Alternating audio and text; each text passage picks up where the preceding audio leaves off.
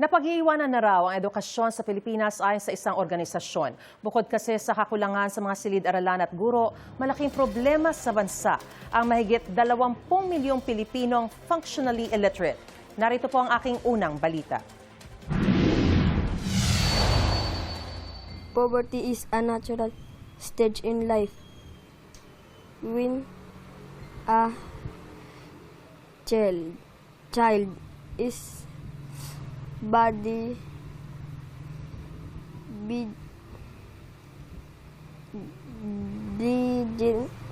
diligent to grow.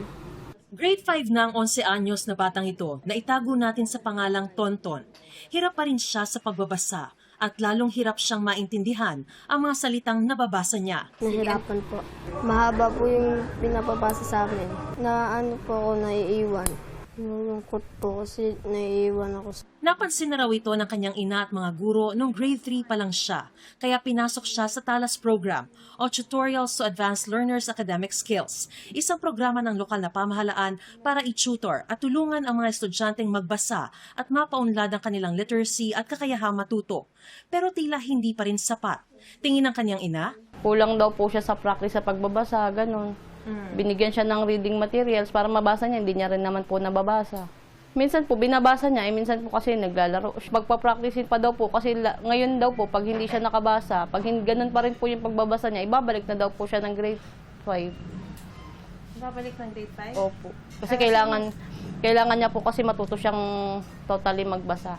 si Tonton isa lang sa 24.8 million na functionally illiterate na Pinoy ayon sa Philippine Business for Education o PBED. Ibig sabihin, kaya niyang magbasa at magsulat ng simpleng mga salita, pero hindi na nila maintindihan ang mga mas komplikadong mga salita o pangungusap. At di rin nila gaanong magamit ang pagbabasa at pagsusulat para sa pang-araw-araw na pamumuhay o trabaho. 1991, konting storytelling. That year, first EDCOM or yung EDCOM 1, it already flagged 14.5 million functionally illiterate Filipinos. 35 years later, that figure nearly doubled to 24.8 million. The learning crisis is deep, it is widespread, and it is persistent. Sa mga resulta ng Trends in International Mathematics and Science Study o TIMSS, halimbawa, palaging kulelat ang Pilipinas sa math at science sa loob ng mahigit 2 dekada.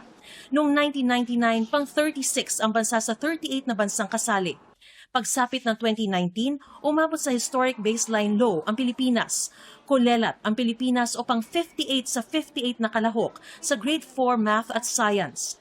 Pero ang mas nakakabahala pa raw, 99.53% of senior high school graduates are leaving basic education without having mastered the core competencies required of them.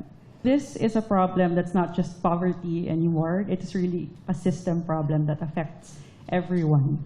Kaya kung ilalarawan daw ng PBED ang estado ngayon ng edukasyon sa ating bansa, left behind. Because while the Philippines has moved forward in many respects, too many Filipino learners have not moved forward with it.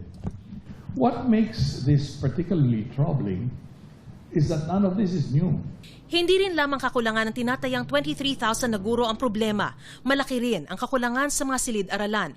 Ayon sa PBED, umaabot na sa 165,000 ang kulang ng mga classroom. Lumalala rin ang job skills mismatch dahil hindi tumutugma ang mga kasanayang taglay ng mga nagtatapos sa mga pangangailangan ng mga employer. That should concern every business leader because an education crisis eventually becomes an economic crisis. If we want to fix Philippine education, one thing has to be true above all else. Education policy must outlast politics. Paano? 5 things. Please bear with us. Unang-una, we need to insulate education policy from political transitions.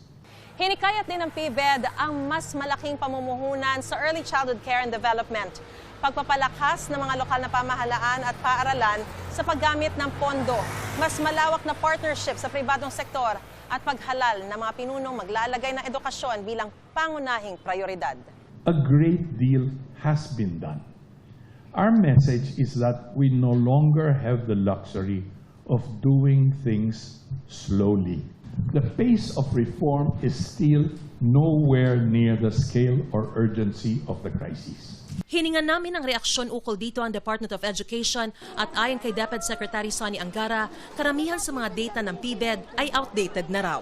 Ito ang unang balita. Mariz Umali, GMA News.